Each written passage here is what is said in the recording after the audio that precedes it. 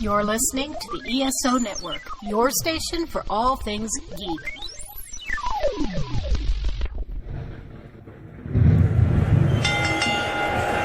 The following podcast is scheduled for one fall. Coming in at 195 pounds from Studio A, he is the reigning, defending, undisputed host of the Ring of Thunder, Sexy Thor! So this past Friday, Lightning Lad and I both went to see Pro Wrestling Turbo Grand Prix 2 at the Croc Center, not the K-Rock Center. I mean, I'm just a little bit too obsessed with those WTLK type names anyway. It's the Croc Center, apparently. And so the card ran down as follows. Start out with Wheeler Yuta defeating Josh Powers and Ethan Case to advance to the finals with some help from his Kingsgate mates. They played a massive presence in the show. And then Joshua Cutshaw defeated Savannah Evans and Devin Cruz to also advance to the number one contender match in the main event. And Donnie Ray and Chance Riser of Kingsgate and Big Game James defeated Buff and Fluff Connection and Bojack with Shenanigans, of course. And, of course, during that match on separate occasions, Big Game James, Chance Riser, and Donnie Ray both tried to get myself and Lightning Lad to shut up, and we did not. And I think we really started to build a nice little Kingsgate thunderverse feud going on. So, something to really build on.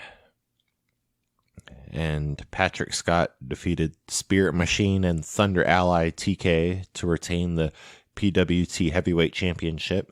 And I believe now, as of this recording, he is now at a 646-day reign. So, good on him. And in the main event, Joshua Cutshaw defeated Wheeler Yuta to become the number one contender to the PWT Heavyweight Championship and will face Patrick Scott at the next event, which is Overdrive on August 28th at the Spinning Jenny in Greer, South Carolina. So come on out. But yeah, this was awesome because this was the first time Dan's ever been to a wrestling show, period. So that was nice to be able to get to share that with him. And this was the first wrestling show I'd been to in 18 months exactly. Since went over to Big Time Wrestling at the Spartanburg Memorial Auditorium. And so now I can check that off of my Take Back Season 2021 list of shit that was taken away due to the pandemic that I've now gotten again. And of course, next on that agenda is the WWE Super Show on August 14th. And I can't wait for that. But yeah, so it was like really nice. And also, all the performers were wonderful on Pro Wrestling Turbo, and they get my extra respect for fucking taking bumps on that gymnasium floor. I was just like, oof. I've fallen on school gym floors too, and it is absolutely not fun. So taking a bump on it is just like, yeesh, more power to you. But yeah, this was just a very great show. And of course, me and Lightning Lad, you can see some pictures up on the Ring of Thunder Instagram. And of course, my, what we call it, my shoot Instagram, Thunder Talk Thor.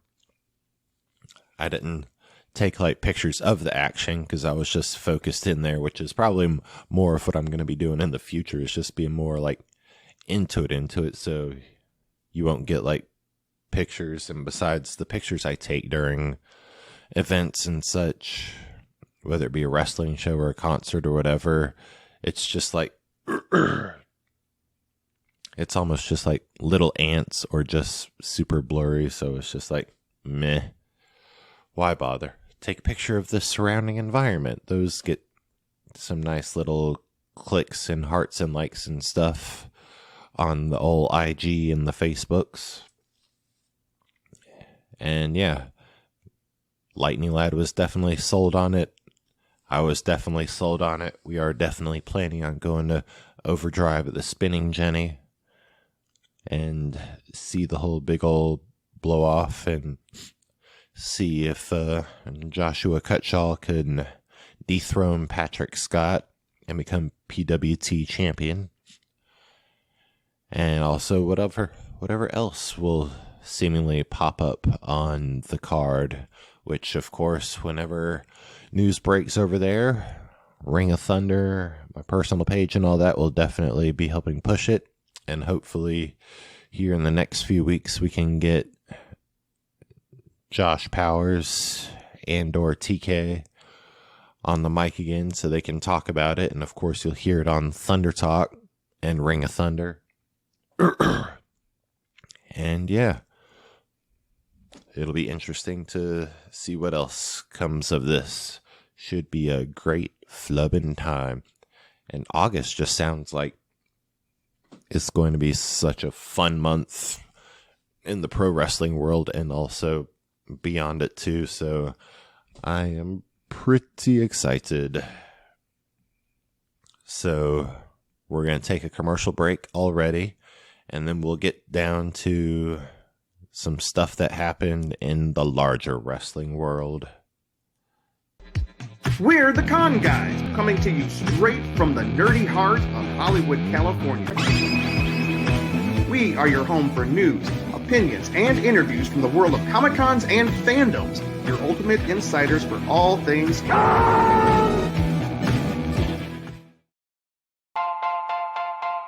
How did watchdog groups with no experience in television take a controlling interest on Saturday morning television? When did Wonder Woman make her animated debut? Want to know why there were two competing Ghostbuster shows? How Atari changed the Saturday morning landscape? How did networks compete over similar genres at the same time? Find out all of this and more on the Best Saturdays of Our Lives podcast. A proud member of the ESO Network. Hello. Have you ever wondered how much Jerry Siegel and Joe Shuster sold Superman's rights to DC for? Or which popular football star was the Sam Wilson the Falcons' physical appearance based on? You can find all that and more at the History of Comic Books podcast, a podcast dedicated to the creators, events, history, and the companies that made the great comic book medium. Hosted and created by your friendly neighborhood JT Wheatley. Please give it a listen at iTunes, Spreaker, Stitcher, and all our podcasting platforms. Thank you, and go ahead and enjoy yourself a good comic book. Hey guys, gals, and non-binary pals. It's Amanda Bones. And I'm Ashley. Of How to Talk to Your Friend About Wrestling, the podcast on the Count Out Wrestling Podcast Network, a weekly show where we talk about all of our favorite things, babes, blood, and brutality. We also talk about other fun things, like is Kenny Omega finally too tan? And how much blood is too much blood? Because that looks like way too much blood. So join us on the adventure of teaching me, Amanda Bones, about wrestling. Do you like podcasts? Then you're gonna hate Thunder Talk. Tasteless subject matter. Mature humor. Contempt for our co-hosts. Unapologetic social views. Edgy music. And total irreverence for the nerd junk we love. Are all reasons why No one should listen to Thunder Talk. Find us on the ESO Network. and all podcasting platforms. Or don't. Whatever. The very first Raw with fans back, of course, started with John Cena. And he announced his intentions to go after Roman Reigns in the Universal Championship to make it championship win number 17, the historic record-breaking 17th win. And he said, but it's not all just because of that he wants to go after Roman Reigns. He wants to go after Roman because Roman Reigns is an asshole. I was just like, ooh, you're just digging that hole for yourself, John. Tribal Chief is gonna kill you. And apparently that Raw was the kickoff to the Summer of Cena. They're promoting it, where John Cena is going to be making appearances on like pretty much every show through SummerSlam. And yeah, that even includes August 14th's Charlotte Super Show that I'll be going to. So, holy shit. Wow. And apparently he's going to be on like every Raw and SmackDown and every Super Show. So, alrighty. He's really getting that WWE itch scratched before he goes on to Fast 10 and whatever other movie he's got coming up. And of course, Raw also had the return of Keith Lee, which he ended up just doing the job for Lashley just to introduce Goldberg, who will actually be the one facing Lashley for the WWE Championship at SummerSlam. Which, I mean, even though it was Keith Lee doing a job, which he deserves better than that, it's still very nice to see him on TV again. Hopefully he's good from whatever injury or thing that was super hush-hush that he didn't want to disclose for the longest time, for 6 months. So, yeah, I think I can just speak for everybody and say we're just happy to see Keith Lee back on our TV screens, hopefully happy and healthy now.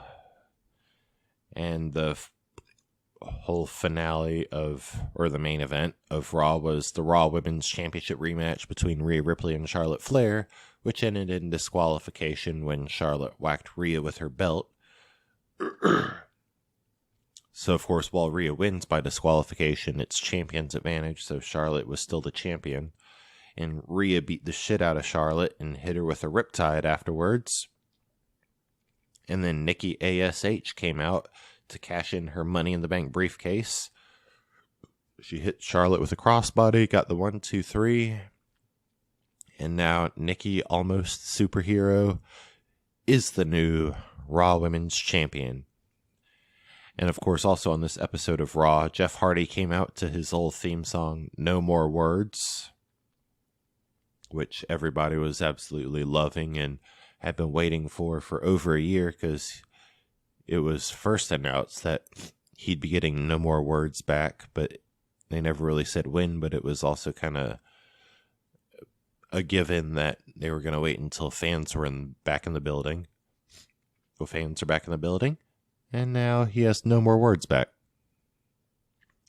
But then the weirdest damn thing happened, because it was supposed to be the debut of NXT champion Karrion Kross on Monday Night Raw, and Jeff Hardy beat him in 1 minute and 40 seconds with his feet on the rope. It's like, what? And yeah, I don't know.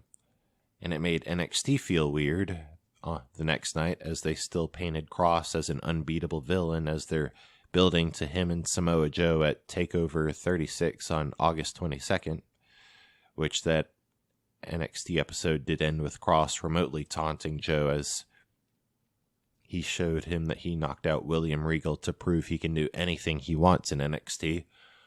And apparently word is, news stuff on the internet is that Jeff Hardy beating Karrion Kross was actually supposed to lead into a certain direction for Karrion Kross on the main roster. But apparently Jeff Hardy has tested positive for COVID and will not be on Raw tonight.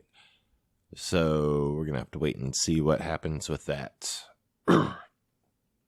And speaking of TakeOver 36, the NXT UK Championship match between Walter and Ilya Dragunov has been moved from NXT UK television to TakeOver 36. So will we actually see a title change here? Ooh, it's been 2.5 years. Which, yeah, going back to 2.5 years, apparently this past weekend in the first WWE house shows in forever, Cena wrestled his first match in about 2.5 years.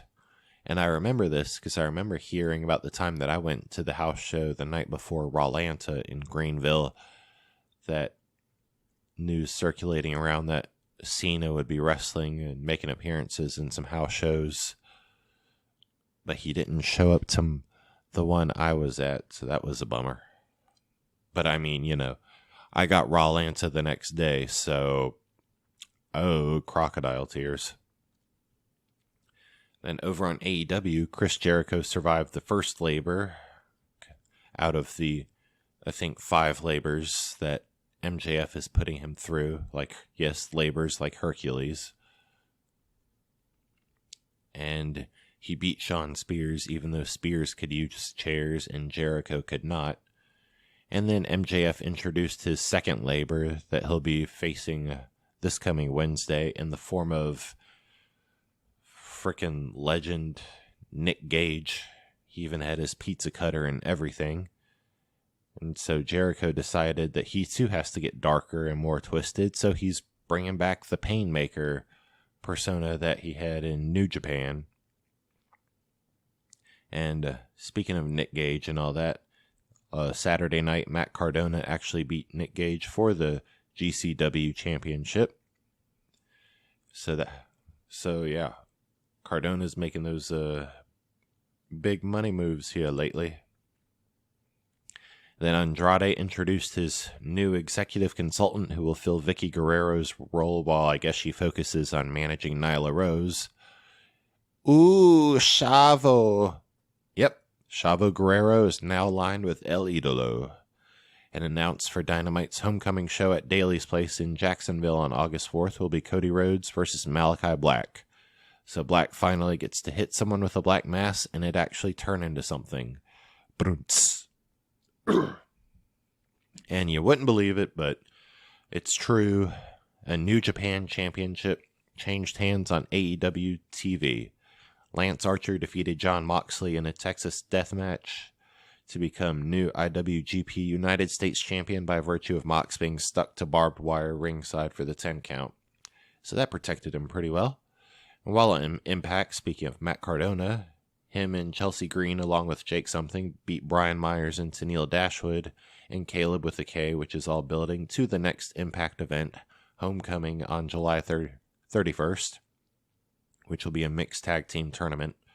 Of course, Cardona and Green was announced along with Rosemary and Crazy Steve, and W. Morrissey and Eddie Edwards will also face each other again in a hardcore match after they had a parking lot brawl this week, which I guess Eddie won when Morrissey retreated.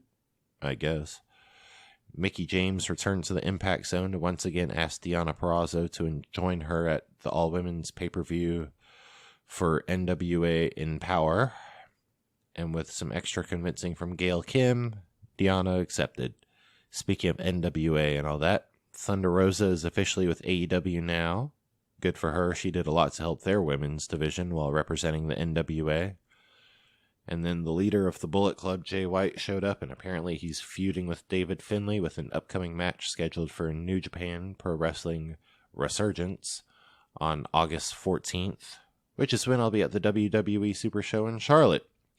Sadly, I can't say the same for Fight for the Fallen in the same city this Wednesday, which is a shame because that card looks really sick, because it's also the Elite versus the Dark Order, which is like, oh.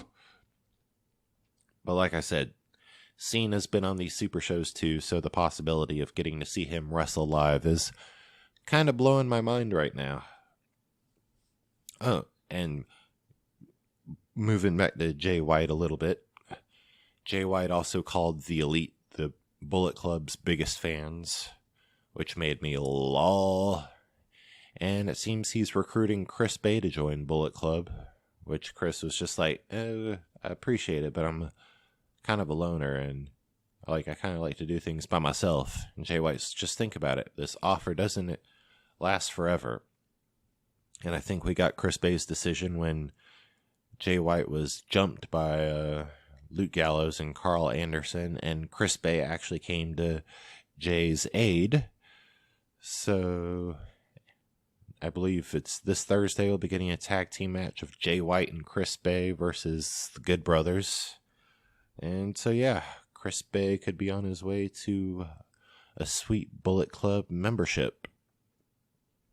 Over on SmackDown, stop me if you've heard this before, but John Cena started the show. But with this twist, Paul Heyman gave one of his greatest performances, mocking Cena's theme song. Do do do do do do do do. I can't do it justice. Then Finn Balor defeated Sami Zayn, so that didn't take long for him to catch fire again in his first match on SmackDown in 2 years, and more on that later. And then part of SmackDown took place at the Rolling Loud Music Festival in Miami. It was pretty much just Angelo Dawkins defeating Chad Gable, but it's nice to see Montez Ford back in action too, because he was out there supporting Doc. Then Bianca Belair defeated Carmella in a rematch to retain the SmackDown Women's Championship. And unfortunately, it was not as I predicted, where Bianca won again and then Sasha came out. Oh well.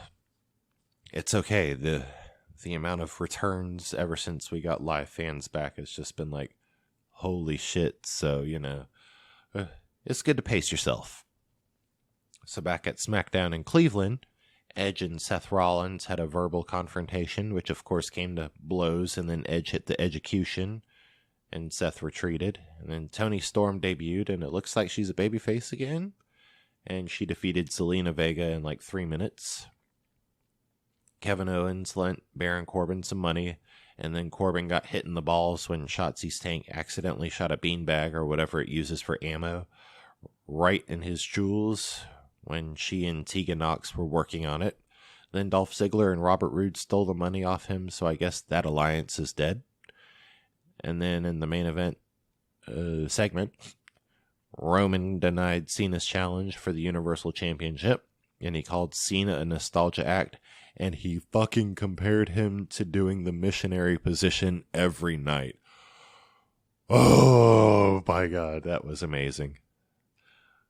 I don't know about you, but I'm officially declaring it now.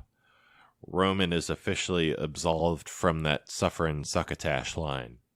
It has now been erased from existence, the fact that that ever happened, because of that missionary position line. And I don't care if it's probably a line that Paul Heyman fed him before or not, but Vince, or one of the crappy writers, probably fed him the suffering succotash line, so it all evens out. But also, Roman still gets points even if it was a Paul Heyman line, because it still stems from Roman's decision to come back and align himself with Paul Heyman. So, Roman, 150 points to Gryffindor.